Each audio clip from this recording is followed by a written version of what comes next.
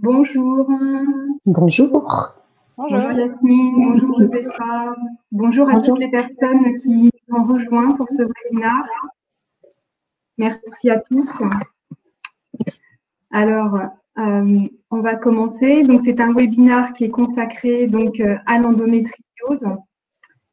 Alors, les intervenantes, ça sera principalement donc EndoFrance, avec notamment Yasmine qui est présidente d'EndoFrance, Joséfa qui est vice-présidente d'EndoFrance, et moi-même, mais j'interviendrai pour vous présenter le projet dans lequel s'inscrit cette intervention, tout simplement.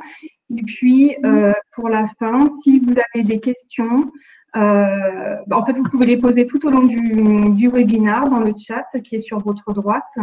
Et on prendra un petit quart d'heure pour répondre à l'ensemble des questions posées.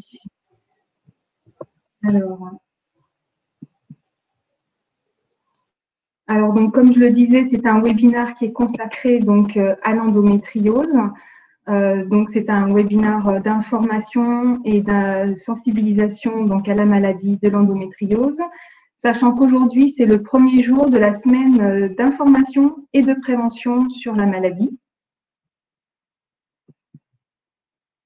Alors, les thèmes qui seront abordés pendant ce webinaire, qui durera environ 45 minutes, donc je vais prendre quelques temps pour présenter Kyrialis rapidement, le projet dans lequel s'inscrit ce webinaire, et puis ensuite Yasmine et Joséfa donc, feront donc un focus sur l'endométriose, et vous pourrez ensuite poser vos questions et vos réponses.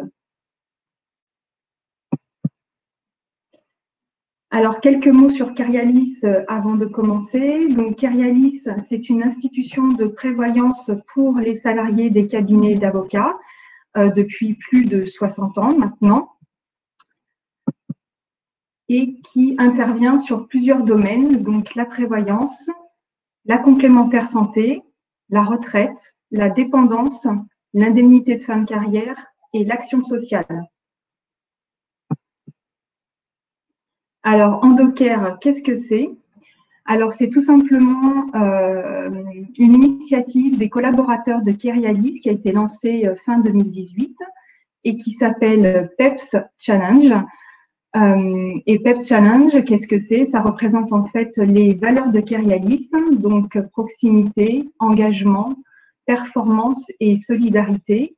Donc, je fais partie du collectif Endocare avec 4 autres collègues, Arnaud, Hortense, Golera et Mariama, qui travaillent avec moi pour faire rayonner en fait ce projet. Excusez-moi pour le passage de slide. Je vais aller de l'autre côté, pardon. Alors, qu'est-ce que c'est le projet Endocare? En fait, c'est tout simplement un projet qui a été mis en place parce qu'il y avait une personne dans mon équipe qui a tout simplement cette maladie, qui l'a toujours. Et j'ai voulu faire en fait de cette difficulté un atout en mettant en place justement cette initiative et faire de la prévention en interne, mais aussi en externe auprès des clientes de Kyrialis, mais auprès de toutes les femmes qui pourraient effectivement être atteintes de cette maladie, puisqu'il y a une femme sur 10 qui sont touchées. Donc, je trouvais que c'était important de vraiment mettre en lumière cette pathologie et faire un maximum d'informations sur ce projet.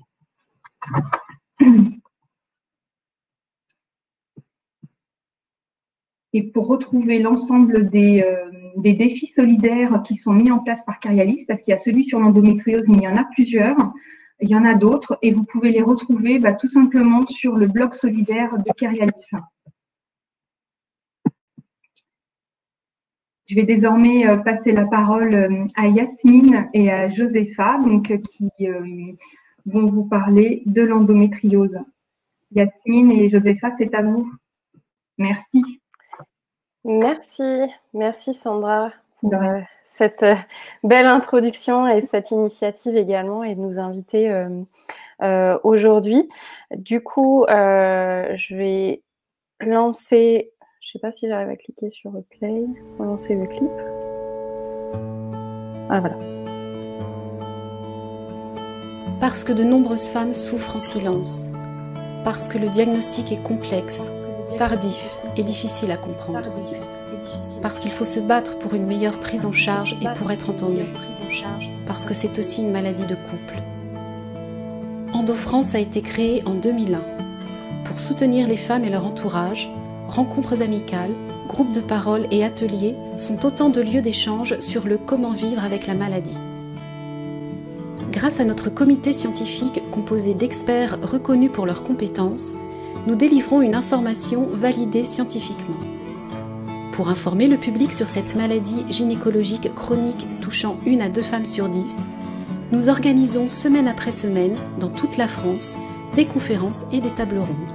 Pour compléter notre mission d'information, nous avons publié les idées reçues sur l'endométriose avec le soutien de spécialistes et avons coproduit le film « Toi, mon endo ». Ayant à cœur de faciliter un diagnostic précoce pour les adolescentes, nous menons des actions de sensibilisation dans les collèges et lycées et intervenons dans la formation des infirmières scolaires.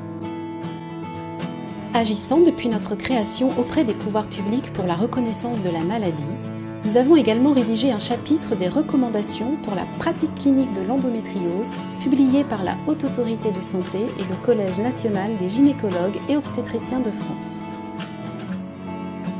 Nous travaillons avec les autorités publiques à la mise en place des filières de soins dédiées à l'endométriose et intervenons dans diverses commissions ministérielles.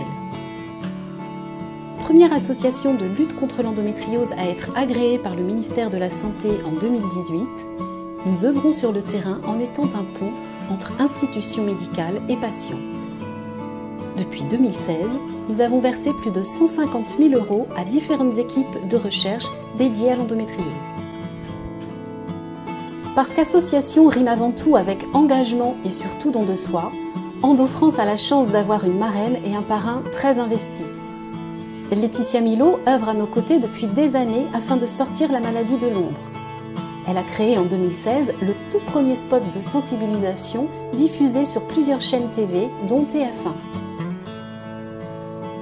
Thomas Ramos, rugbyman, témoigne en avril 2019 et lève le voile sur le difficile rôle du conjoint vivant au quotidien les difficultés que peut avoir la femme atteinte d'endométriose.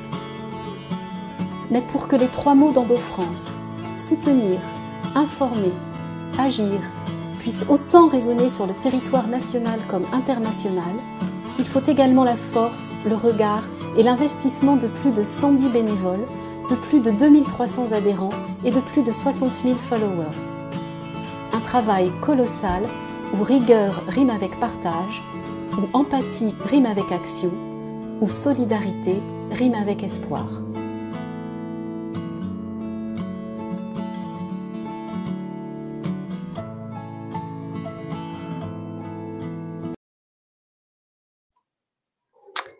Voilà, c'était une petite présentation tout à fait rapide de l'association.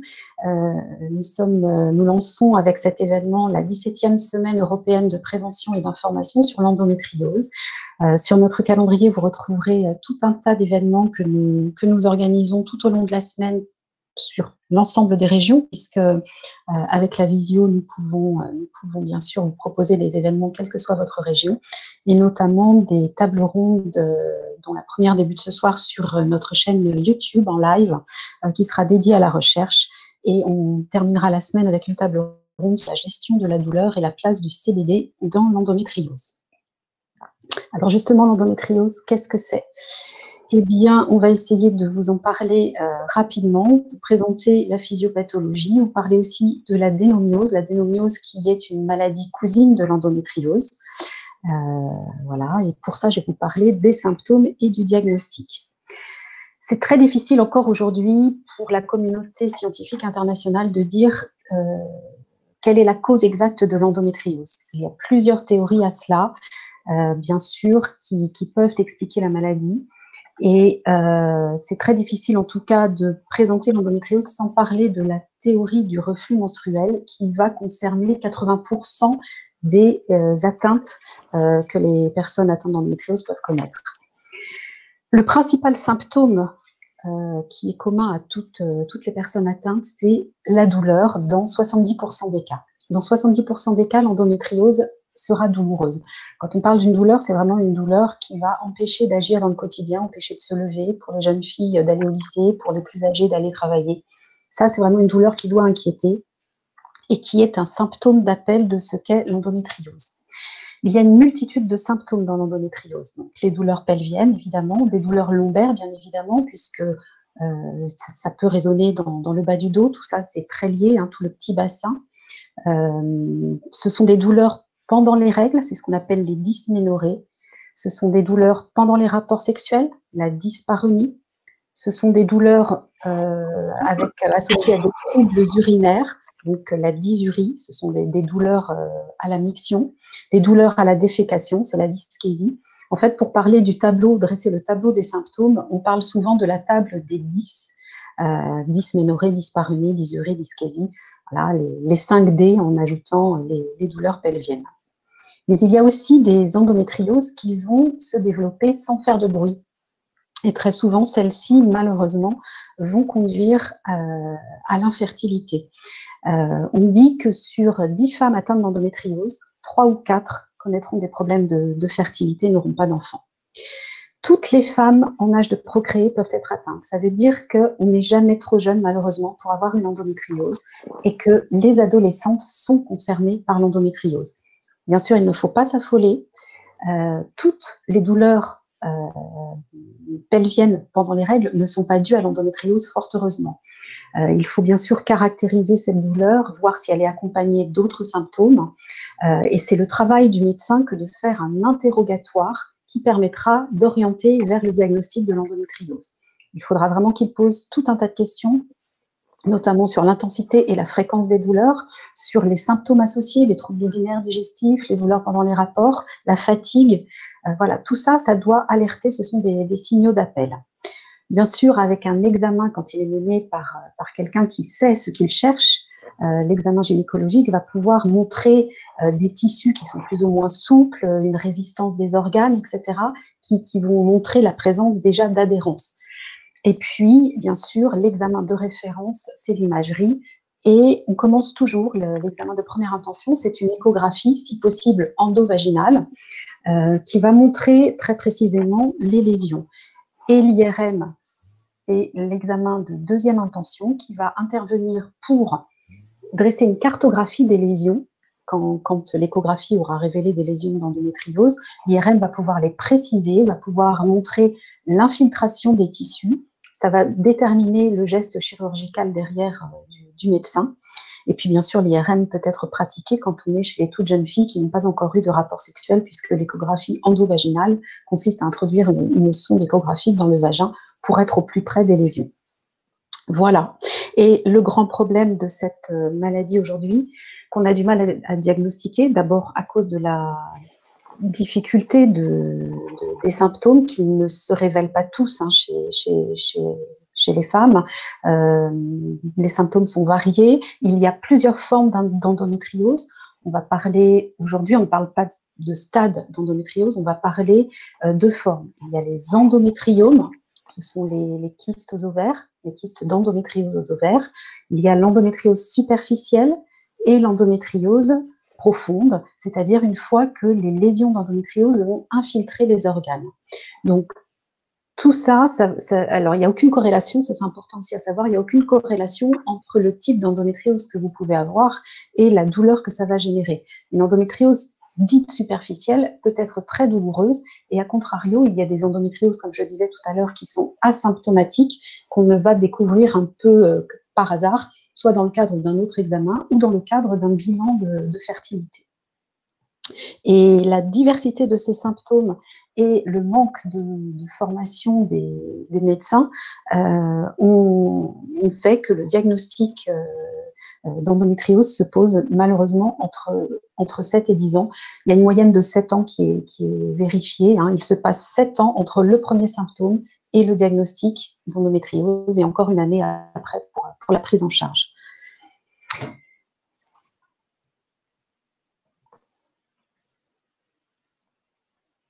Je te laisse. Du coup, je vais prendre le relais, effectivement, et ça va me permettre aussi de répondre à la question qui a été posée dans le chat, puisqu'on va aborder la partie des traitements de l'endométriose. Je dirais qu'il y a vraiment deux facettes en fait dans la prise en charge de l'endométriose, à savoir le premier, traiter les symptômes, puisque comme Yasmine l'a expliqué, en fait l'endométriose va être calée sur le cycle féminin et la production des hormones, donc les œstrogènes notamment, et on va essayer du coup de juguler la progression de la maladie et des symptômes en proposant en première intention un traitement hormonal pour stopper la survenue des règles. Là, ça me permet de répondre à votre question. En fait, une endométriose traitée par traitement hormonal, normalement, ne devrait pas, je dirais, continuer de progresser. Cependant, on n'a pas, je dirais, de chiffres par rapport à ça. Néanmoins, il convient aussi d'avoir un traitement adapté à sa propre personne, puisque comme vous avez pu comprendre lors de l'explication de la maladie, mais aussi par rapport au traitement, il n'y a pas une endométriose, mais des endométrioses. Et donc, à chacune de trouver son traitement qui lui permettra que la maladie n'évolue pas et reste sous contrôle. On parle également de la grossesse et de la ménopause. Alors, on les a mis dans les traitements, mais on combat ici encore une idée reçue par rapport à la maladie, puisque la grossesse va, dans la plupart des cas, mettre en pause la maladie, puisqu'elle va créer une aménorrhée, donc une absence de règles. Et pareil pour la ménopause, les règles ne seront plus présentes. Néanmoins, quand on a déjà des lésions ou des douleurs chroniques, il se peut que ces douleurs puissent perdurer pendant une grossesse ou encore après à la ménopause. Donc là encore, je dirais, on bute un peu aux limites de la connaissance de la maladie qu'on a à l'heure actuelle. Donc difficile d'avoir des chiffres par rapport à ces cas-là. Finalement, lorsque, je dirais, le handicap au quotidien est trop important ou que, par exemple, on souhaite augmenter les chances de fertilité, on peut avoir recours à ce qu'on appelle une chirurgie, donc la plupart du temps par une cœlioscopie, pour essayer d'enlever toutes les lésions en fait au sein du pelvis et tout ce qu'on va trouver. Ici encore, certaines douleurs pourraient persister après l'opération, donc on évite aussi l'opération systématique et les médecins essaient de limiter au minimum le nombre d'interventions chirurgicales par rapport à l'endométriose. Comme on l'a vu, dans l'endométriose, il n'y a pas que les symptômes, enfin le traitement hormonal, il y a aussi la douleur qu'on peut attaquer du coup par des traitements allopathiques, donc médicaux, donc la prise d'antalgiques par exemple et d'anti-inflammatoires. Un des symptômes de l'endométriose, c'est notamment qu'on a une résistance aux antalgiques de palier 1. Donc, il va falloir, je dirais, développer un arsenal un peu plus conséquent pour lutter contre la douleur. Cependant, on reste sur une maladie chronique au long cours. Donc, notamment dans la prise d'opiacés et de morphinique, on recommande quand même une prise exceptionnelle et pas que ça devienne un traitement au long cours, puisqu'il peut en découler des addictions et un certain nombre d'effets secondaires. Comme je le disais avant, il n'y a pas une, mais des endométrioses. Donc, il convient aussi à chaque personne atteinte d'endométriose de trouver, je dirais, un peu son mix pour vivre mieux avec sa maladie. Et c'est aussi tout l'enjeu et du rôle d'EndoFrance, c'est aussi d'orienter les personnes qui souffrent afin qu'elles puissent trouver des traitements complémentaires, donc en parallèle d'un traitement hormonal éventuel, pour vivre mieux avec leur maladie. Donc, c'est ce qu'on vous a mis ici. Donc, notamment, on peut être pris en charge dans des centres antidouleurs ou par un algologue dont la spécialité est vraiment la prise en charge des douleurs, parce qu'ici encore, votre médecin traitant ou votre gynécologue arrivera peut-être à ses limites lorsqu'il s'agit de douleurs qui deviennent chroniques. Sinon, on peut avoir recours à tout ce qui est la kinésithérapie, l'ostéopathie, qui va permettre de redonner de la mobilité au pelvis et éventuellement de réduire les douleurs. Ensuite, de par le retour des patientes avec lesquelles on est en contact, il y a d'autres techniques qui peuvent fonctionner, à chacune aussi de voir à quoi on est plus ou moins réceptive. Mais voilà, tout ce qui est l'hypnose, la sophrologie, l'acupuncture, ça peut aider à aller mieux, ça peut aider à vivre une vie normale et sans être, je dirais, trop prise par la douleur. L'activité sportive, qu'elle soit adaptée ou aussi pratiquée, je dirais, de manière personnelle, peut aider à vivre mieux avec la maladie. Alors, quand on parle adapté, c'est aussi, voilà, quand on a beaucoup de douleurs, il nous faut quelqu'un qui nous accompagne dans cette activité sportive.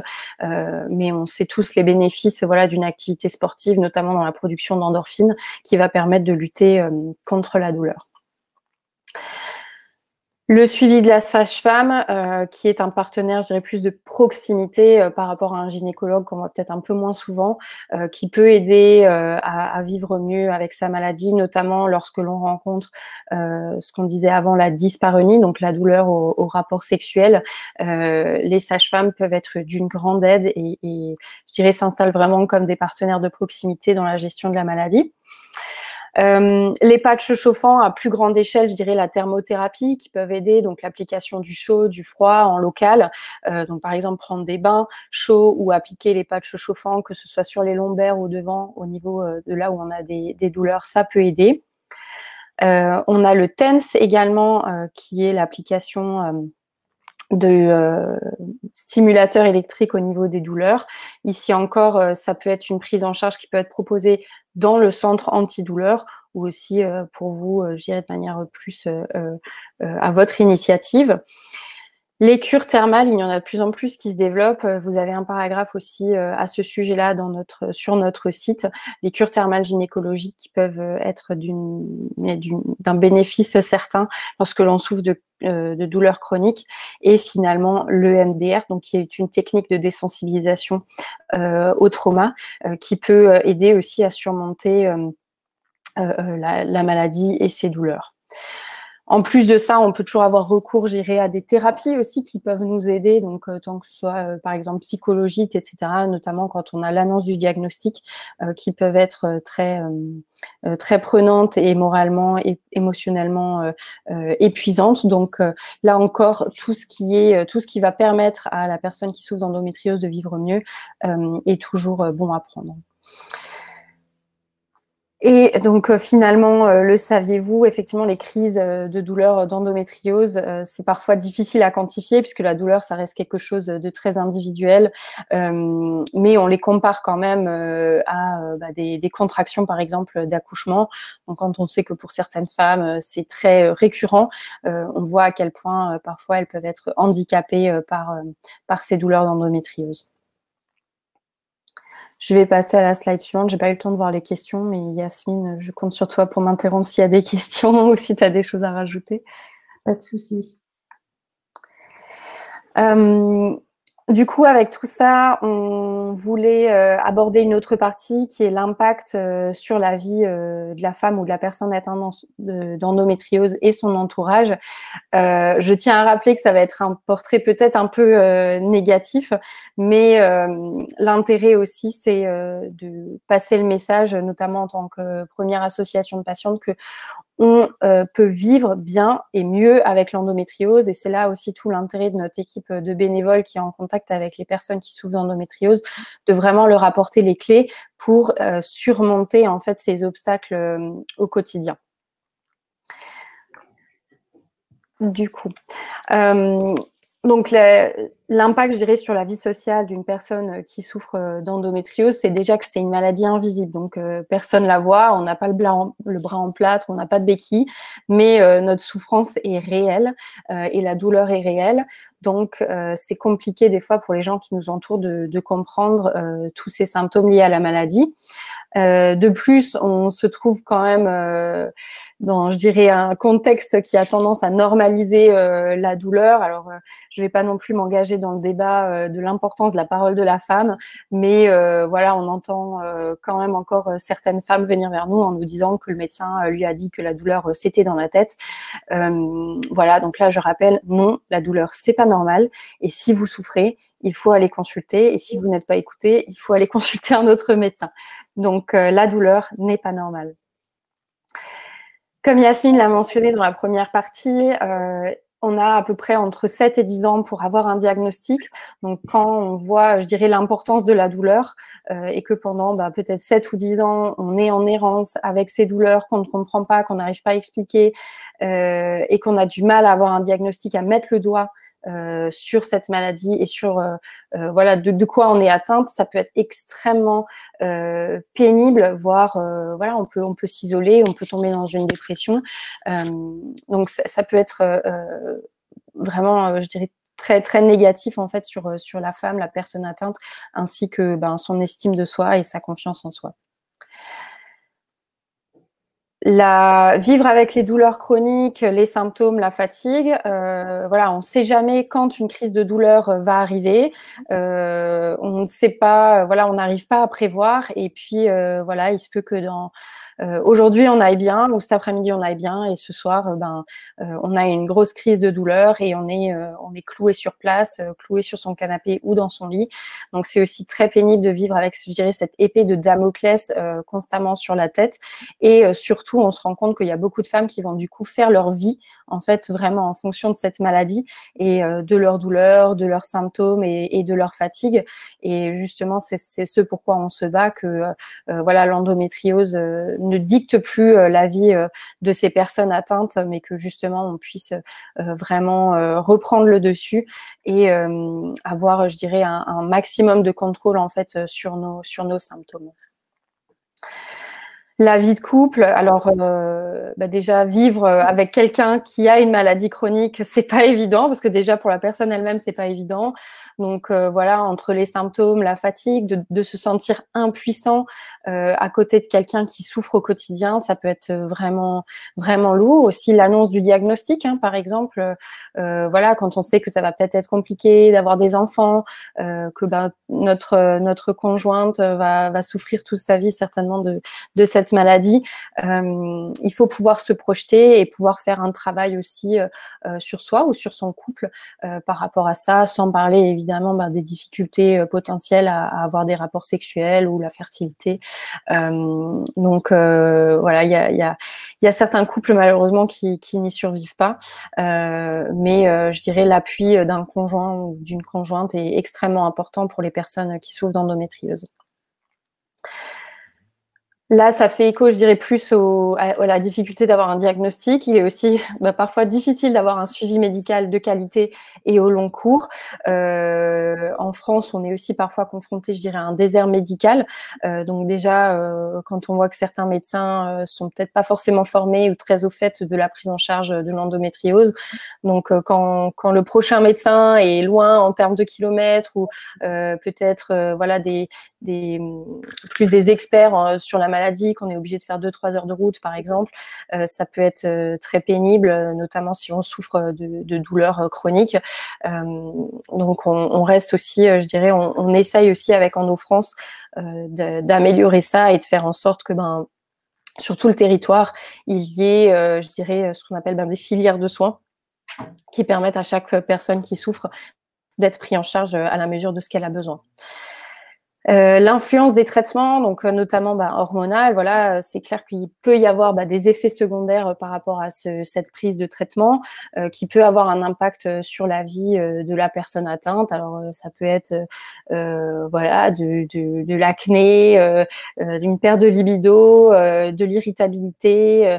Donc voilà, on est toujours tributaire de cela, et parfois voilà des effets secondaires minimes valent peut-être mieux qu'une récidive. Donc, on est parfois condamné un peu à prendre un traitement qui a des effets secondaires. Mais une fois encore, on essaie au maximum d'informer les patientes pour qu'elles puissent faire des choix éclairés par rapport à leur prise en charge et à leur traitement. il est difficile de faire comprendre à notre entourage ce que représente vraiment la maladie, et parfois on est confronté au manque de compréhension, au manque d'empathie, donc ça peut être, voilà, ça peut nous mener à de l'isolement, de la dépression, d'où l'intérêt aussi d'informer le grand public pour que chacun sache quels sont les enjeux de cette maladie. Difficultés financières, alors voilà, quand on est confronté aussi par exemple à l'absentéisme au travail, qu'on a des jours de carence par exemple, on peut avoir une perte sur le revenu, mais surtout quand on voit par exemple les mesures qu'on peut mettre en place à côté, qui pour la plupart ne sont pas remboursées, voilà, il peut y avoir vraiment un enjeu financier derrière la prise en charge de cette maladie qui est l'endométriose.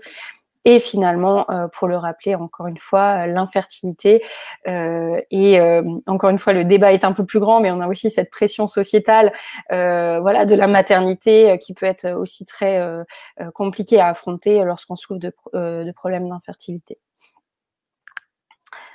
Je passe au visionnage du court métrage. Alors, je voudrais d'abord répondre à une question. Une question qui demande s'il y a des nouveaux traitements hormonaux proposés qui minimiseraient les effets secondaires. Alors, tout traitement hormonal, tout traitement d'ailleurs, quel qu'il soit, a des effets secondaires. Et malheureusement, les effets secondaires sont assez individuels, si j'ose dire, c'est-à-dire que toutes les femmes ne les ressentent pas, toutes les personnes ne les ressentent pas.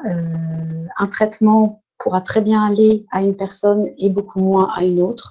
Là, c'est très, très variable et malheureusement, ben, voilà, tout traitement hormonal en plus a son effet secondaire. En revanche, les techniques, les soins de support sont un excellent atout pour pallier les effets secondaires, justement. L'acupuncture va très bien aider, tout ce qui est sophrologie aussi, méditation, tout ça, ça va vraiment aider sur la gestion des effets secondaires apportés par les traitements. Voilà. Et effectivement. Excusez-moi, oui. Je voudrais juste, comme là on est dans la série des questions, je voulais m'assurer, comme il y avait des questions qui étaient posées en fait en amont du webinaire, si vous aviez bien accès, si vous préférez y répondre maintenant ou après le visionnage de la vidéo. Alors, je les ai notées effectivement. D'accord. On peut les voir à la fin, c'était juste pour être sûr. D'accord. Tout à fait. Merci.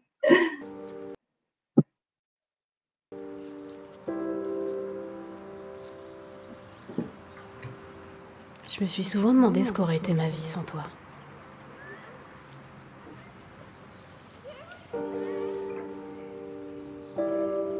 Aurais-je été moins fatiguée, moins cernée, moins blanche,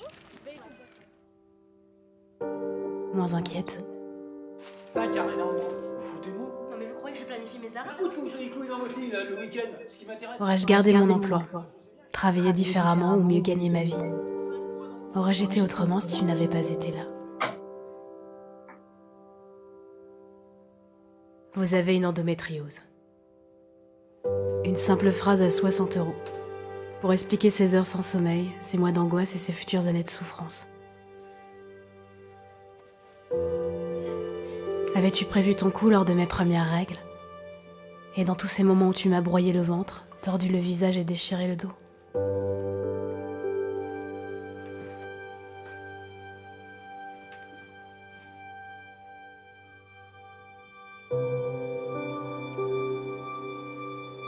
As-tu ri de me voir aussi prostrée, suppliant que tout s'arrête pour enfin me laisser un court moment de répit? Ça va pas. Pas du tout. Mais ça vient de lâcher. Une brutalité de chaque mois devenue quotidienne, où parfois même je ne touchais plus terre. Combien de temps pour aller mieux? Combien de médecins, de discours, de traitements, d'hôpitaux? On va trouver. La douleur, c'est dans votre tête. Non mais en fait, vous comprenez pas, je suis en train de vous expliquer un vrai problème. Toute cette errance pour enfin te reconnaître et essayer de t'arrêter. Tapis dans l'ombre, tu sais être vicieuse, dans l'attente d'une toute petite faille.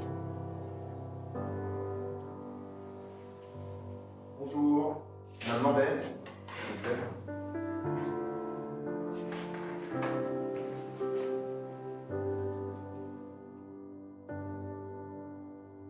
Une vie de bras tendus, de regards impuissants face à ces silences pesants, quand on ne peut être que spectateur.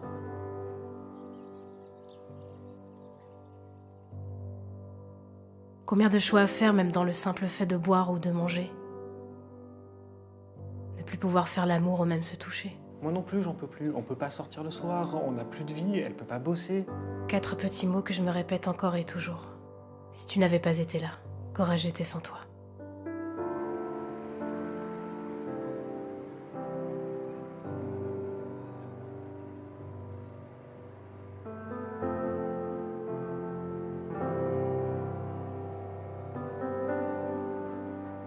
Aurais-je eu des enfants?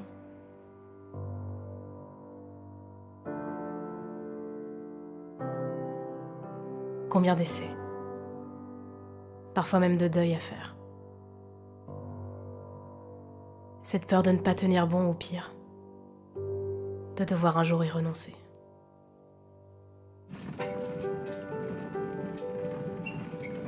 Mais parce que je suis forte et que je te fais peur à toi aussi. Parce que je suis une femme sur 10, résistante, souriante, qui se demanderait presque comment tu aurais pu faire ta vie sans moi. Toi, mon endo, mon amère compagne.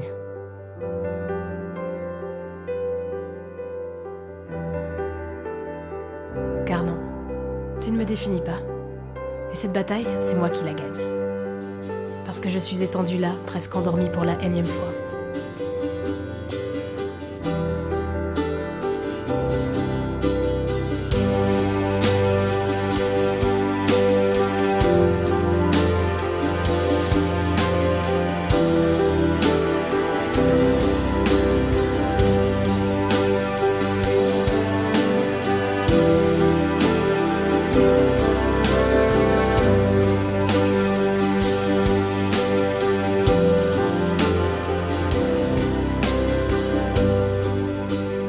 Parce que je suis celle qui aura tout simplement appris à vivre à tes côtés. Ou mieux, sans toi.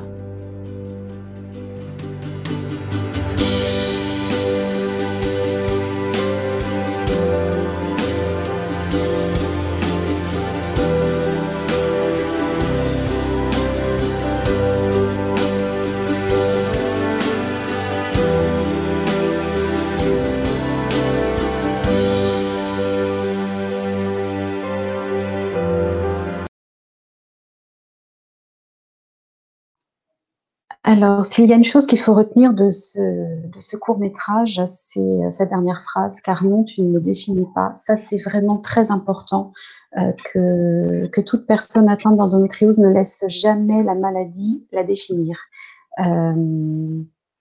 C'est pour ça que chez EndoFrance, nous n'utilisons jamais le terme endo-girl, parce que non, on n'est pas que ça. On sait que vivre avec une endométriose au quotidien, c'est difficile et c'est invalidant. Ça a un impact sur toutes les facettes de la vie, comme l'a très bien illustré ce court-métrage. Mais pour autant, on peut vivre au mieux avec la maladie, on peut la stabiliser, on peut réussir à ne pas penser qu'à elle. Et ça, c'est très, très important pour avancer.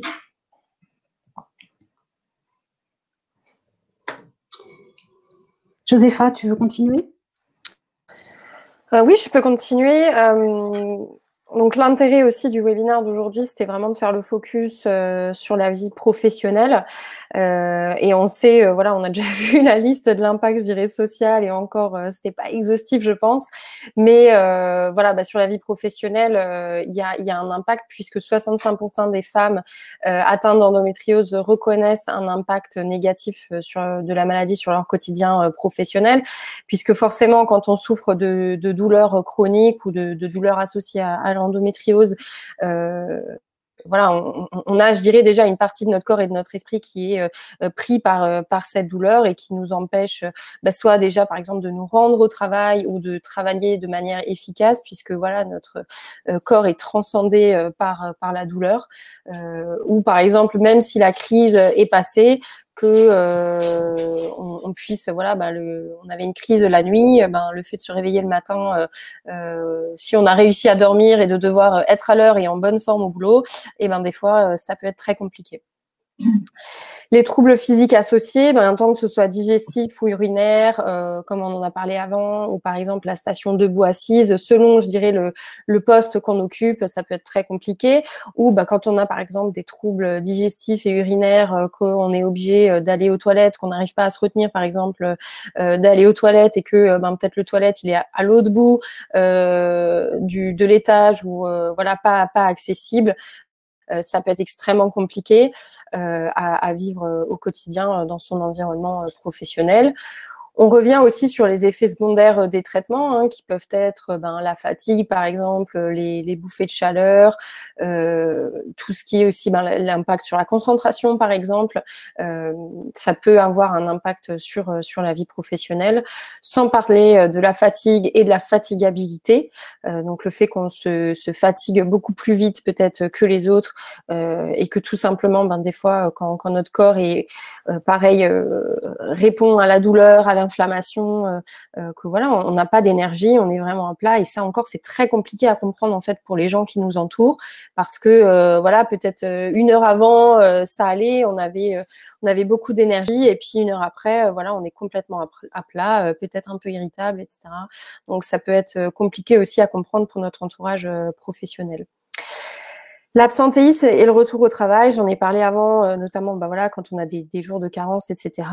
On ne commande pas, c'est une maladie, on ne sait pas quand la douleur va venir, ou peut-être qu'on va devoir se faire opérer, être absente pendant quelques temps. Ça peut être problématique parfois pour une équipe, parce que voilà, on va devoir reprendre au pied levé peut-être les affaires de sa collègue, et puis après quand on retourne au travail, peut-être c'est pas à plein temps, peut-être qu'on a des symptômes qu'on n'avait peut-être pas avant. Voilà, donc tout ça, et surtout si par exemple notre entourage professionnel ne le sait pas, et qu'on va déployer encore une énergie supplémentaire à camoufler tout ça, voilà, il y a des chances que ça ait un réel impact sur la vie professionnelle. Je passe à la slide suivante. Des pistes du coup pour Yasmine, je te laisse la parole, ou tu... Non, c'est bon? Ouais, tu peux continuer. D'accord, ok. Alors, je vais retourner sur... ça, je ne sais pas ce qui se passe. Ah, voilà. Voilà, c'est ce que je disais avant, ça peut être compliqué. Voilà, on se pose la question, est-ce que je dois en parler? Est-ce que je dois pas en parler? Parfois, ça peut être très compliqué déjà à camoufler. Donc, on s'isole aussi, je dirais, de son entourage professionnel. On souffre en silence. Une fois de plus, parfois, on peut être réduite au silence. Donc, voilà. Après, ça peut être un choix aussi de ne pas en parler au travail, voilà, ou de mentir, mais ça peut être aussi, je dirais, pour un employé ou une employée dans ce contexte-là, le fait, je dirais, de ne pas en parler, ça accapare aussi une partie du cerveau, parce que voilà, on doit toujours penser, ok, à qu'est-ce que je peux dire, qu'est-ce que je peux pas dire. Donc on vient pas, je dirais, avec l'entièreté de sa personne au travail, et ça peut avoir un impact aussi sur sa productivité, sa concentration. En parler, on s'expose aussi, je dirais, au jugement négatif de sa hiérarchie, de ses collègues, notamment à cause de la méconnaissance de la maladie. Et puis, on dévoile aussi sa vulnérabilité, que oui, on est malade, c'est comme ça, on est vulnérable, on peut peut-être pas faire tout ce que les autres font, mais bon, on est des personnes à part entière, et on peut amener aussi notre productivité au travail. Pour l'employeur, quels sont les enjeux? Donc, gérer la désorganisation du travail en cas d'absence, c'est ce que j'ai mentionné avant, et aussi éventuellement la frustration de l'équipe, parce qu'une fois, 2 fois, ça peut aller, on remplace son collègue ou sa collègue, mais bon, au fur et à mesure du temps, on a peut-être des collègues qui vont être un peu moins patients, moins empathiques. Donc là encore, je dirais l'information et la communication est vraiment le maître mot, mais je ne vais pas spoiler le slide d'après. Je reviens juste sur l'étude Endo-Travail qui a été réalisée. Donc 64% des malades interrogés, désolée, je vois plus le slide, en ont parlé à leur employeur, donc c'est aussi encourageant, je dirais, par rapport à ça. il y a 25% des employeurs qui ont proposé des aménagements, ce qui est vraiment un plus. Par contre, 12% déclarent que leur employeur a réagi de manière négative et 8% affirment que leur direction a pris des décisions négatives affectant leur poste. J'ai été aussi personnellement assez surprise, mais 8% ça reste quand même de trop et 12% c'est pareil, c'est voilà encore trop haut pour voilà des employeurs qui réagissent par rapport à l'atteinte de la maladie chronique dans leurs équipes.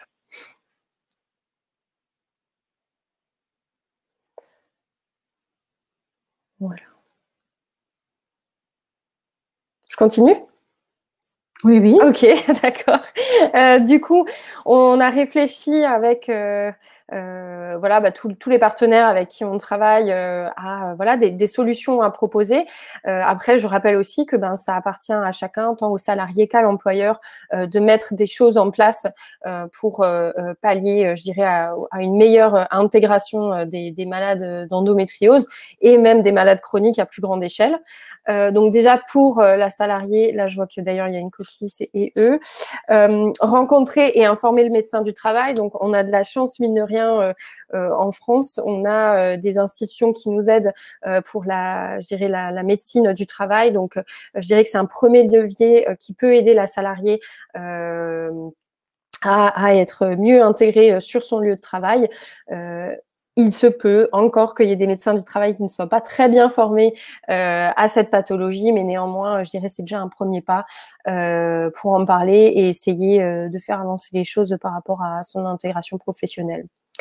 Lorsque l'on revient peut-être d'une grosse opération ou que voilà travailler à temps plein n'est plus possible, on peut envisager un mi-temps thérapeutique, toujours en accord avec son médecin traitant et peut-être l'équipe pluridisciplinaire qui vous entoure. Et de même pour la RQTH, donc la reconnaissance en qualité de travailleur handicapé, qui peut être demandée, mais ici encore il faut vraiment, je dirais, l'aval et l'appui de votre staff médical pluridisciplinaire qui vous entoure afin de voir ce qui est possible de faire. Mais il n'y a pas, je dirais, l'endométriose n'ouvre pas un droit automatique à ce type de reconnaissance, donc c'est vraiment au cas par cas et à vous aussi de réaliser votre dossier pour montrer l'impact, je dirais, vraiment sur votre vie professionnelle. Il se peut que des fois, ça ne suffise pas et que votre profession ne puisse plus s'exercer de par les limitations peut-être physiques que vous avez. Donc, on en entend aussi beaucoup. Nous, comme on est au contact des patientes, beaucoup qui font de la reconversion. Par exemple, j'ai notamment le cas de plusieurs infirmières, par exemple, pour lesquelles c'est physiquement trop important en fait de se mobiliser au travail, qui voilà pensent à se reconvertir ou se sont déjà reconvertis vers d'autres professions. J'ai mis ici quid des auto-entrepreneurs. Ça, on l'a vu notamment dans l'enquête qu'on a réalisée, c'est que voilà, les entrepreneurs ont un régime spécial. Donc même déjà au niveau, je dirais, des assurances, etc. Ils ont une prise en charge qui est différente. Pour certains, ça peut être, je dirais, une alternative d'être son propre employeur, puisque après, vous faites un peu ce que vous voulez. Et puis, quand votre santé décide d'être capricieuse, vous pouvez vous arranger. Néanmoins, il y a tout un aspect, je dirais, assurance santé qui est parfois un peu précaire pour les auto-entrepreneurs. Pour l'employeur, des pistes, et on s'en réjouit aussi de notre travail avec Kerialis, par exemple, et d'autres entreprises qui nous demandent d'intervenir auprès de leurs salariés. Je dirais le premier pas, c'est vraiment de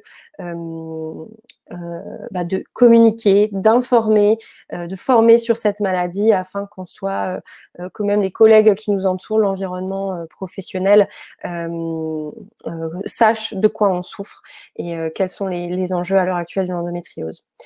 Les modes de travail alternatifs, alors on n'a pas eu trop le choix depuis l'année dernière, mais voilà, le télétravail, ça peut être, je dirais, par exemple, entre autres, un mode de travail qui permette aux personnes qui souffrent d'endométriose ou de maladies chroniques d'être plus apaisées, de pouvoir faire mieux face à leurs symptômes dans le cadre professionnel.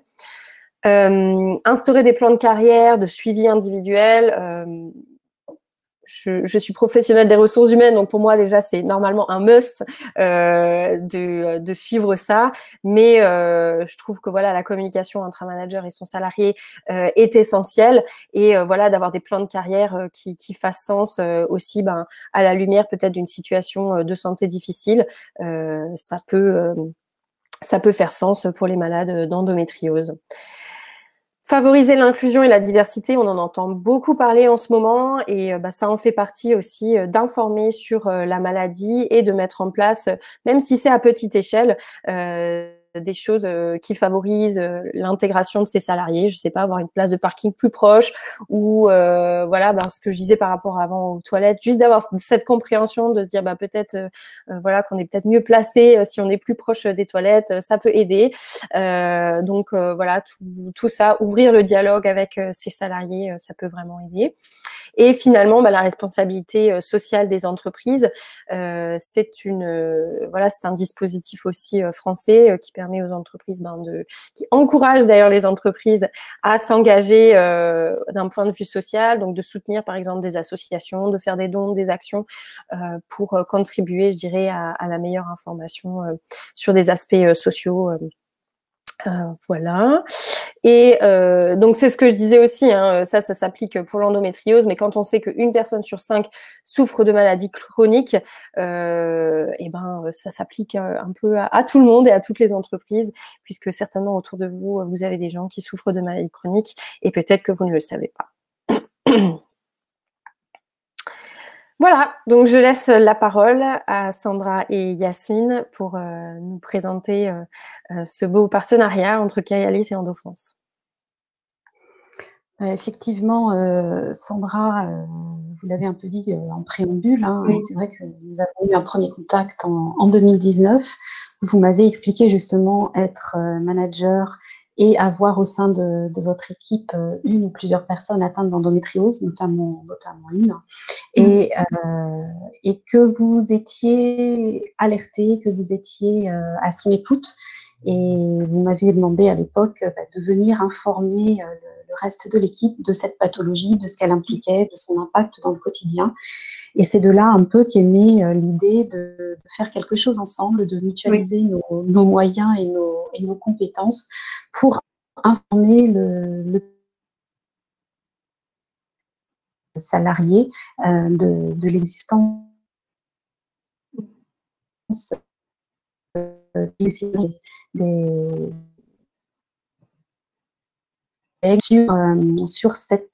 sur cette pathologie et sur la personne qui en souffre. C'est ça, hein? Oui, tout à fait. Voilà. Et c'est vrai que de là est née l'idée de rédiger un livre blanc, endométriose et emploi, dont l'objectif est de donner des pistes à la fois aux salariés et aux employeurs pour, comme l'a très bien développé Josepha à l'instant, pour pouvoir concilier vie professionnelle et vie avec une maladie chronique comme l'endométriose. Donc ça a commencé, notre partenariat a commencé par cette action de sensibilisation, ce livre blanc. Le webinar, c'est vraiment, je dirais, la traduction aussi de ce livre blanc. Et puis des clients que vous distribuez à vos clients avec nos 2 logos pour informer sur la pathologie. Voilà. Oui. Et puis, il y a quelques mois, on avait aussi exposé les tableaux qui avaient été exposés l'année dernière lors de la semaine de l'endométriose dans nos locaux, justement pour pouvoir aussi informer en interne et lors des visites qu'on avait pu avoir et qui s'est terminée il y a quelques semaines. Voilà. Tout à fait, tout à fait. Voilà, alors effectivement, vous allez trouver des ressources sur notre site internet. Je vous encourage à le lire. Corrigé, complété par des médecins. Il y a donc une valeur scientifique dans ce que l'on dit, en tout cas une fiabilité.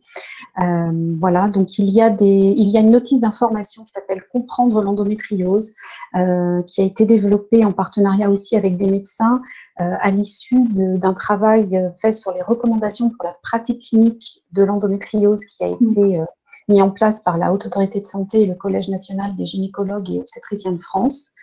Il y a des dépliants qui expliquent comment se déroule une IRM, comment se déroule une échographie, ce qu'est l'endométriose. Il y a un guide très complet qui s'appelle le guide du parcours de soins des personnes atteintes de maladies chroniques, qui va expliquer un petit peu toutes les démarches administratives, notamment, comme comment se tourner vers la MDPH pour faire une demande de reconnaissance de la qualité de travailleur handicapé ou d'autres démarches qui vont dans ce sens-là. Il y a bien sûr ce livre blanc. Et puis, nous avons tout un réseau de bénévoles qui sont là pour répondre à vos questions et vous orienter vers des spécialistes partout en France. Voilà. Yasmine, je ne sais pas si il restait encore des questions ouvertes par rapport à ça. Ouais, du coup, je vais te les poser. Donc, après, la RQTH, donc la demande MDPH pour aide aux soins thérapeutiques, c'est pas vraiment la vocation de la MDPH pour l'aide aux soins thérapeutiques, Yasmine. Ah non. Non, pas du tout. Effectivement, la MDPH va plutôt regarder le handicap, le niveau de handicap, comment il invalide le quotidien de la personne et effectivement octroyer cette reconnaissance de cette RQTH de façon à ce qu'elle bénéficie d'amélioration de conditions de travail, d'adaptation du poste de travail, voire adaptation du poste tout court avec un changement de mission. La médecine du travail est aussi un allié dans ce cas-là, il ne faut pas l'oublier. Mais effectivement, les soins de support qui peuvent aider ne sont pas pris en charge. Je crois que c'était la suite de la question. Ils ne sont pas pris en charge, malheureusement. Alors, la kiné, quand on rencontre des kinés qui sont formés à tout ce qui est pelvie, périnéale, à tout ce qui est viscéral, ça apporte une grande aide et la kiné, bien sûr, est prise en charge sur ordonnance par l'assurance maladie. Donc ça, c'est déjà un premier point. Ensuite, si vous avez la possibilité d'avoir accès à un centre antidouleur, dans les centres antidouleurs, il y a énormément de possibilité d'avoir accès à l'acupuncture, à la sophrologie, l'hypnose, à des psychologues ou à d'autres techniques comme le TENS notamment, pour gérer les douleurs en dehors des traitements médicamenteux, en accompagnement bien sûr du suivi médical. Yasmine, est-ce qu'il y a un lien établi entre endométriose, adénomiose et fibromyalgie? Alors, l'adénomiose, c'est vrai que je ne l'ai pas présenté. L'adénomiose se définit comme l'endométriose interne à l'utérus, si on veut schématiser, parce que ce n'est pas la vraie définition, mais si on veut schématiser, c'est l'endomètre qui, au lieu de sortir et de s'évacuer pendant les règles, va entrer dans le muscle utérin et de là former des lésions, des nodules, comme l'endométriose le fait dans le ventre et ailleurs. L'adénomiose, ça se passe tout ça dans l'utérus, ce qui fait qu'on a un utérus très douloureux, très gonflé, etc. Il y a une étude qui est en cours, qui a été lancée par une équipe de Cochin, justement pour voir s'il y a un lien entre endométriose et adénomiose. Il s'avère qu'il y a quelques similarités, mais que ce seraient bien deux pathologies différentes. Et parfois, on a la malchance de cumuler les deux, adénomiose plus endométriose, mais on peut tout à fait avoir une adénomiose seulement, sans endométriose. La fibromyalgie, c'est beaucoup plus complexe. La fibromyalgie, on la retrouve souvent associée à l'endométriose. La fibromyalgie, c'est un diagnostic différentiel. C'est quand on a éclusé toutes les maladies inflammatoires, ce qu'on dit l'arthrite, sclérose en plaques, lupus, etc., et qu'il ne reste rien. Donc là, on est sur un diagnostic de fibromyalgie. C'est un défaut du cerveau, de la neurotransmission. En fait, le message, les nerfs continuent à envoyer un message douloureux au cerveau. C'est-à-dire que dans le cadre d'une endométriose, par exemple, qui a été vraiment très douloureuse, où il y a eu une grande souffrance pendant longtemps, où la douleur s'est chronicisée, où elle n'a pas été stoppée, eh bien, le nerf envoie ce message douloureux au cerveau. Et même quand on a été opéré, que les lésions ont été supprimées, le nerf continue à dire non, mais de toute façon, je dois avoir mal. Et comme il n'a plus de raison physiologique d'avoir mal, c'est là que ça devient fibromyalgie, ça devient un syndrome douloureux chronique, diffus, qui s'attaque à toutes les parties du corps. Et voilà. Alors, un lien en tant que tel, non. C'est pas parce qu'on a une endométriose qu'on est obligé d'avoir une fibromyalgie, mais ce phénomène douloureux constant, répété, est enregistré par le cerveau et c'est le cerveau qui crée du coup cette autre inflammation diffuse parce qu'il n'a pas compris qu'il ne devait plus avoir mal, en fait, tout simplement. Il y a un médecin qui a écrit un article sur le sujet que vous pouvez retrouver sur notre site internet, dans la rubrique comité scientifique, les articles sur le sujet. Merci. Il est 15h, alors je suis consciente du temps, mais on aurait encore 2 questions. On peut encore répondre aux questions. Ok. Du coup, la dernière question qui nous a été posée avant, c'est que faire lors de la création d'adhérence qui bloque la digestion, je suppose que c'est la digestion, suite à l'opération d'endométriose? Alors ça, c'est valable pour toutes les opérations, toutes les chirurgies. Toutes les chirurgies vont créer des adhérences post-opératoires. La meilleure façon de soulager ces douleurs et de réduire les adhérences et de redonner de la mobilité aux organes, puisque les adhérences en fait vont emprisonner les organes et les empêcher d'être mobiles. Normalement, dans le ventre, tous les organes sont mobiles, ils baignent dans un liquide, etc. Ils sont mobiles. Et bien là, c'est empêché. Et la meilleure façon, ce sont des massages qui sont pratiqués par des kinés, justement des kinés viscéraux, ou des ostéopathes qui vont pratiquer la fasciathérapie et qui vont donc soulager toutes ces adhérences. Ça, c'est vraiment très, très utile. Avant une chirurgie aussi, mais après, pour redonner cette mobilité, pour déstresser les organes qui auront été stressés pendant la chirurgie. Et puis, tout au long du parcours douloureux, de toute façon, ça va apporter un très, très grand soulagement. L'ablation de l'utérus est-elle une solution finale? Non. J'aime bien cette question. L'hystérectomie n'est pas la solution à l'endométriose, absolument pas, puisqu'en fait, ce sont les ovaires qui régissent les hormones.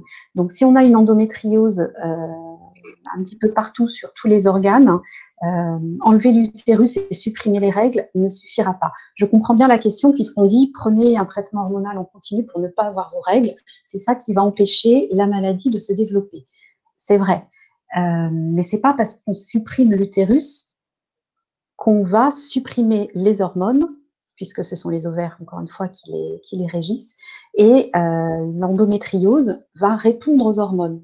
Le fait que ça saigne, c'est juste une réaction. En fait, pourquoi on a nos règles? Parce qu'on n'a pas eu de fécondation, que la muqueuse qui s'était gonflée, qui avait grossi pour accueillir un embryon, elle n'a pas lieu de le faire puisqu'il n'y a pas eu de bébé en route, donc elle se détache et elle saigne. Et ces petits morceaux d'endomètre, ces petites cellules qui réagissent comme l'endomètre partout dans le ventre, vont réagir elles aussi aux hormones et se mettre à saigner. Et c'est pour ça qu'on dit, stopper les règles, ça évitera aux lésions qui sont à l'intérieur de l'organisme de saigner elles aussi, puis de grossir et de permettre le développement de la pathologie. Mais si on supprime les règles parce qu'on n'a plus d'utérus, mais qu'on laisse les ovaires fonctionner, ils vont quand même envoyer le message hormonal que c'est l'heure du cycle où normalement la muqueuse doit gonfler et que ensuite elle doit dégonfler. Et cette variation hormonale va nourrir les implants d'endométriose qui sont un petit peu partout sur les organes. Donc, si on a de l'endométriose, l'hystérectomie n'est pas la solution. En revanche, si on a une grosse adénomiose seule et vraiment définie comme telle, là, effectivement, la solution radicale, c'est de supprimer l'utérus. Merci, Yasmine. Du coup, on a répondu à toutes les questions, enfin, je pense, on a tout couvert. Ou Sandra, je ne sais pas si vous aviez encore quelque chose. Non, c'est bon. On a pu répondre. En tout cas, merci d'avoir répondu à toutes les questions finalement au cours de la présentation. Merci à tous pour ce temps passé avec nous. Et on a bien débordé puisqu'on a pris 20 minutes de plus. Et tout le monde est resté connecté. Donc, merci à tous. Sachez que la présentation sera téléchargeable depuis notre site internet et il y a un replay qui sera également disponible pour les personnes qui n'ont pas pu assister. Voilà, je vous souhaite un très bon après-midi, très belle semaine. Merci. Merci. Merci. Au revoir. Au revoir. Au revoir.